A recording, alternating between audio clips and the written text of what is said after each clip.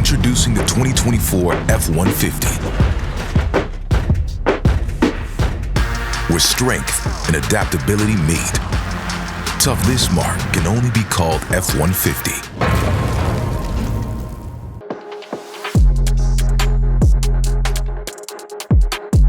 Welcome to No Media, Raw, Unscripted, Unfiltered, the show that's rewriting the playbook on sports, culture, and lifestyle and giving you a fresh perspective from NBA vet and champion Jason Williams, aka White Chocolate, and stand-up comedian and curator of Trash, Bubba Dub. I'm Ashley Neville. So as we know, a lot of people know you guys from watching basketball, seeing you on social media, your stand-up, but not everyone knows how it all started. So, Jay, well, I want to start with you. Talk to me about growing up in West Virginia, what that was like, and your come up into playing basketball. If I told you, you probably wouldn't believe me about West Virginia. I know none of y'all been to West Virginia before.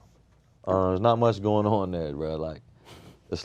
Honestly, it's like the white folks, where I grew up, the white folks live here, then there's the high school, then a fence, then the black folks. So you probably know, I spent most of my time on the other side of the fence. You know what I'm saying? Hooping with my guys and stuff like that. But West Virginia, there's not a lot there. Like I said, it's just, basketball was what it was. It was the only way that I thought I could get out of there. Some type of sport, and it just ended up being basketball. But I like basketball better than other sports just because it took all five of us to play together to win. You know, most of the other sports were kind of individual goals and things like that, but basketball was where it was at for me. I know you grew up with Randy Moss, and I know that you've had a lot of praise for him, and you said he's probably one of the best athletes that you've ever been around. I didn't say that. He's the greatest football player, wide receiver ever. I agree. It's not even close. I agree. Jerry Rice was great. Now, see, when I say that, I think a lot of people are going to say, like, I don't think Jerry Rice is any good, this, that, and other. But Jerry Rice was great, but he wasn't Randy Moss. Do you have any interesting stories about him? When Randy Moss was a sophomore in high school, the state track meet was going on, and he didn't run track all year.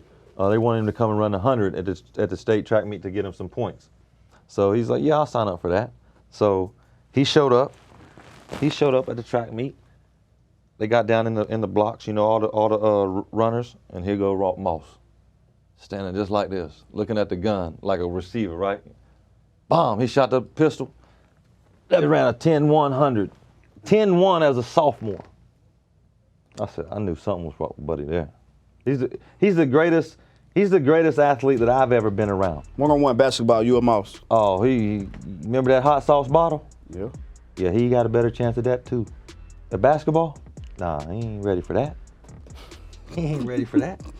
But now on the football field? Different story. Yeah, different story. Did you take anything away from him? Like anything you learned from him or impacted your game in any way? No, I just think the competitiveness in him. Mm-hmm. He and I was always kind of battling. He's definitely a better athlete than me. Let's not get it twisted. But I say that with a grain of salt because I was a pretty good athlete too. But he's great, Hall of Fame.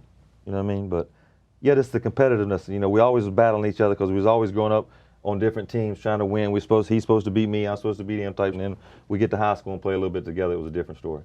And Bubba Dub, tell me about your upbringing. How did you get here today? How did I get here today? I just feel like the comedy game was watered down. I was looking at comedy, and like 6 years ago when I started, I was looking at comedy game, and people were saying certain people was funny. Like, these not funny at all. Like, this is not comedy, this is whack. Trash. Super trash. So I just wanted to come in and bring what Dave Chappelle was doing on his show in an urban way. And I got to be real on this show. Most black people thought Dave Chappelle was whack until the Dave Chappelle show hit.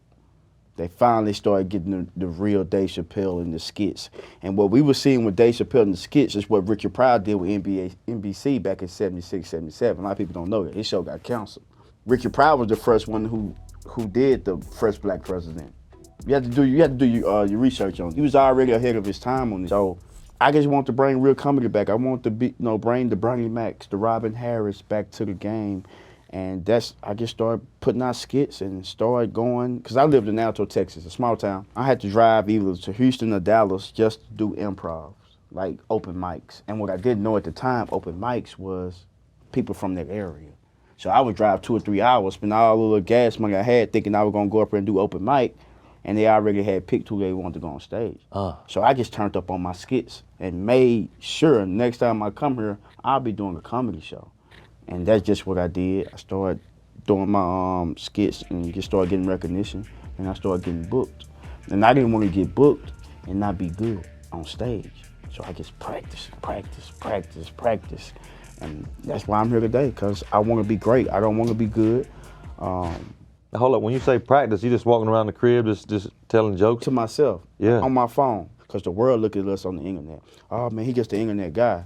When you come to a show, you seeing some Eddie Murphy type. Yeah.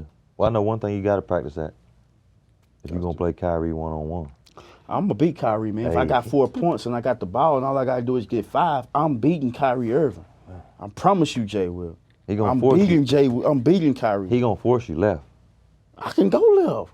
I heard your left blinker in your truck don't work. That's what I heard in the streets. That's what they saying now. I ain't got no blinker fluid. Yeah. I'm definitely beating Kyrie to the game of 5 if I got 4 points and I got the ball. Kai, I got you, dog. I'm here to tell you. You gonna lose. Well, I've lost before. You gonna lose again. Kai, don't let me down. So the next topic is the NIL contracts and players being able to get their bags. The EA Sports NCAA football video game is now offering players to get $600 just to be in their video games. You gonna give me $600 to be in the game that's gonna make billions? Right. Never. I'm the players I wouldn't go for that. Me neither. I wouldn't go for it. I want $1 million check. A $500,000 or $1 million check. I'm not going for that, man. That's ridiculous, man. Come on, Jay Will. $600? Y'all give me $600? I agree. Hey, your iPhone cost $1,500. That's right.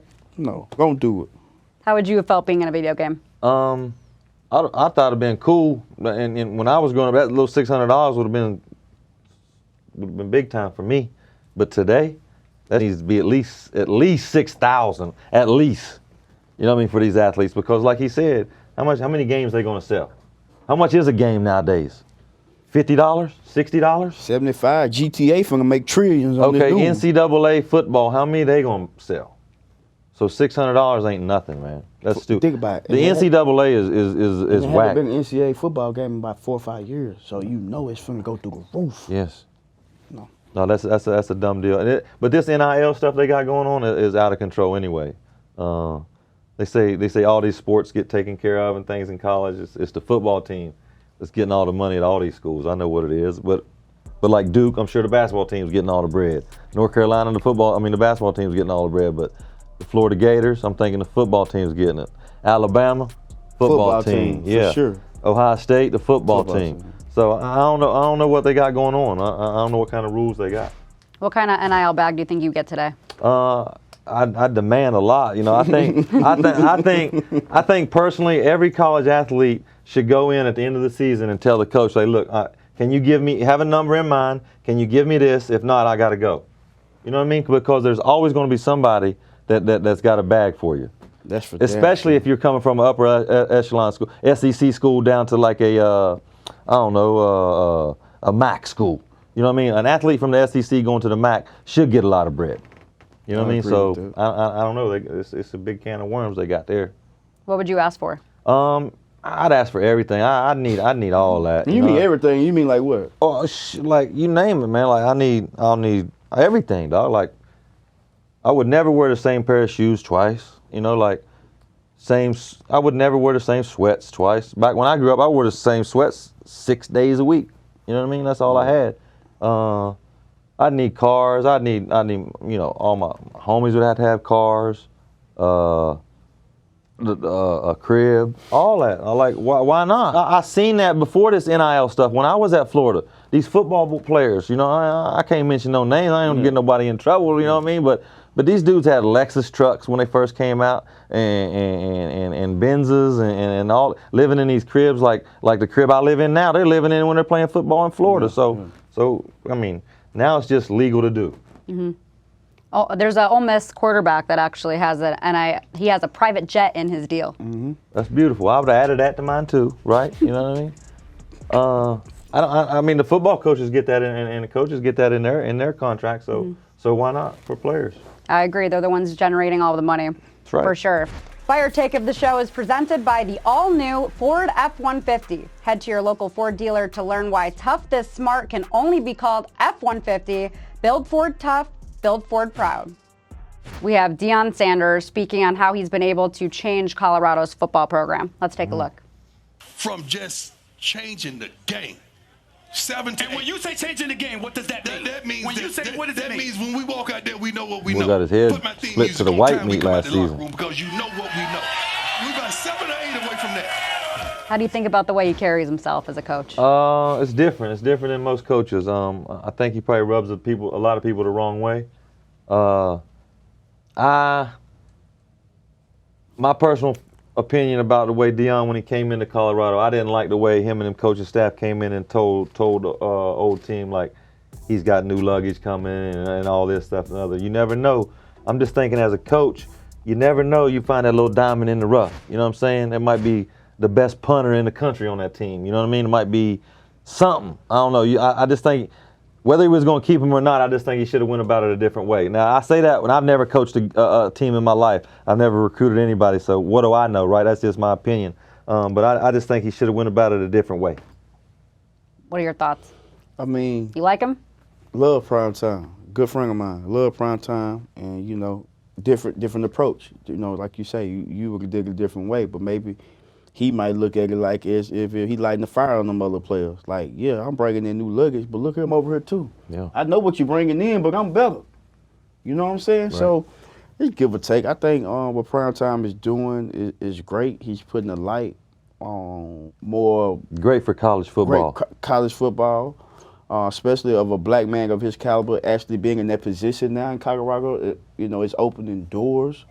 But don't get it twisted. He's not the only black coach that's, you know, out there. Like, I know we all kind of gravitate towards Prime. We got Eddie George out there as well, and several other black coaches out there that's doing their thing. But I just appreciate Prime for what he's doing. He bringing more swag to it, and also it makes other teams want to beat him because he gets so much coverage. Yeah. So now the other coaches, white, black, whatever ethnicity they are, they're tuned in now because y'all watching Prime. But watch what we do to Prime, and I love Prime. And I think they're going to do great things. Started out hot as fish grease. Ended up colder than a polar bear nuts. Yeah. In the end. Yeah. So. And if he lose again this year, all that publicity gonna be gone. I know. But I feel like he always said, though, I got to give Prime credit. He always said he was at least 6 to 7 dogs away from doing what he want to do. Well, he gonna have him now. I feel like now that Nick Saban stepped away, he's going to get them dogs. Yeah. Gonna get some of them. You know Nick gonna get them dogs. Yeah. Nick gone now. So I feel like Prime is gonna get them dogs now. And this the year I feel like he gotta do something this year. Got to. That happened last year can't happen this year. No. Because I'm gonna be real. I know everybody's excited, Prime time, selling out in Colorado, doing all he doing. That's cool. You better win this year. He ain't lying. I'm just being honest. Yeah. You better win this year. Yep. You were talking about Kyrie a while ago, selling all them shoes. Nike still released it. Think about it. Colorado ain't got more than Nike. And Nike releases making $800 million. Yeah. They'll definitely release making $30 million. And losing. So let's go, Prime. You know, you got my support. I'm rocking with you. You know, I'm all with you when you're winning, when you're losing. I'm riding with somebody else.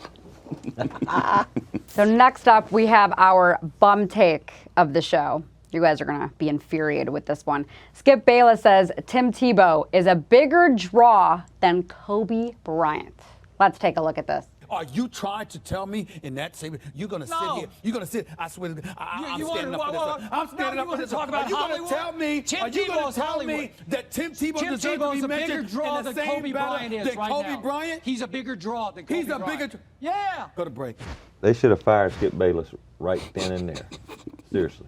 Like, Tim Tebow's great. Awesome. He is. Great. But Kobe Bryant is like on a different stratosphere than most humans that's ever walked this earth.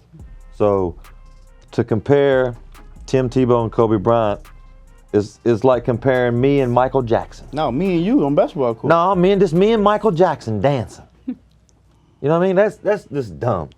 Skip Bayless, who's he work for now? I don't even want to say they're whoever it is. I want to talk to his boss. Skip, come on the show, bruh. Let us holler at you, talk some of that. I want to know where you get your haircut, dog. I like that. I know my hairline ain't the best, but I like your haircut. I want to know. Come on the show, dog. Do you think the media just does it for the ratings at this point? I don't know because I don't know. Have you ever met someone, honestly, have you ever met someone that said, yeah, Skip Bayless, he's a cool dude? Not now. I met him. He's cool off camera.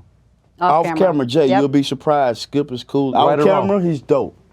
On camera, I think it's entertainment. I think everything he does. But see, that's is stupid to me. Like, why can't you just be real all the time? That's like trying to buy friends. I You agree. you can't do that and live life. You gotta hate yourself when you lay down at night. If you respect yourself at all and you live a life like that, But if he don't do that, it wouldn't be no Skip Bayless. we don't need Skip Bayless. No, What we need Skip Bayless for? You know, I think that's his way. well, That's like I said, I don't know Skip Bayless at all, but I'd like to wrestle Skip Bayless. Ooh, Yeah, you'll dump him on his neck. man, I don't figure 4, something. Charles Barkley say lock him in the room with him. He running through him. Oh, I like that. I'd like to see that. Chuck, come on the show, dog. Come on. You and Skip together. We'll get all y'all on here. Skip ain't gonna get no room with Charles Barkley. Yeah. See, that's why Skip needs to be fired. To me, he's not good for whoever he's working for. I agree. Nobody, like I said, we're sitting here talking like this. Have you ever seen anybody sit down and talk good about Skip Bayless in this kind of situation? Never. You never heard nobody say nothing good about Skip Bayless. Nothing. I rarely heard a good take. That's what I'm saying. No, you're not rarely. You've never. Never heard it. Not Never. rarely. Not never with an R on the end, with And an that's A got to on the say a end, lot bitch. about a person. But I guarantee you, the more you talk to people that know me, are going to tell you some good things about me. They might tell you some bad too, but it's going to be some good things. But at least you're who you are. For sure. You're real. If you come and ask me about that, whatever they told you, I'll tell you, yeah, that's what happened. So we Skip gotta- Bayless is a liar. So we got to show Kobe some love. I want to hear some of your best stories, your best Kobe stories. You know, Kobe was one of those guys when I played against him, he didn't really talk a lot. Liz didn't talk to me because he didn't waste his time with me. He got other bigger fish to fry than me, right? But we were both out of the game at one point, and we were up by this is when we played at the Forum, old school Forum in LA. And we were up by 14 in the second quarter, and he and I met at the scorers table at the same time. And you know, I'm sitting there. First time we played against the Lakers, first time I seen Kobe Bryant, I'm in awe, bro. Like, wow, it's Kobe Bryant. I'm watching him shoot layups and all, warming up, and then we happen to be sitting like this right here at the scorers table. And I'm just dying for Kobe to say, "What's up, Jay Will?" or something like that. Yeah, he said, we was up 14 now. He said, "Y'all having fun?" What am I supposed to say to that? I didn't say nothing like, "Oh, this is what it's gonna be like." He said, it was 6 minutes left and I'll never forget it. 6 minutes left in the second quarter. We're up 14. We were down 6 at halftime. Yo, he said, "You having fun?" I said, "Y'all will not be up at halftime." I'm thinking to myself, ain't no way. Buddy comes out and scores probably 14 straight. I've had my takes on Kobe Bryant before, and a lot of people didn't like what I said. But I stand by what I said. But I think a lot of people took it the wrong way, like I'm disrespecting Kobe or something like that. And I'm not backtracking on none of my statements. You know what I mean? I'm not. Trust me. Kobe Bryant is one of the best, if not the best to some people, basketball player in this world has ever seen. But just to me, my opinion, he's not there to me. You know what I mean? There's other people that's better at basketball than Kobe was. And with that being said, he still was a bad boy. Well, man, yeah, that's what I say. Opinion, man. They yeah. gotta respect it. I mean, you know, I don't. You know, these people gonna clap back at me and all. I don't care what people say back to me. It's not like they're gonna bully me into changing my opinion. You know what I mean? So you like who you like. That's right. That's right. And my opinion really isn't the truth about everything. It's just my opinion. Well, that's a wrap. We will see you next time.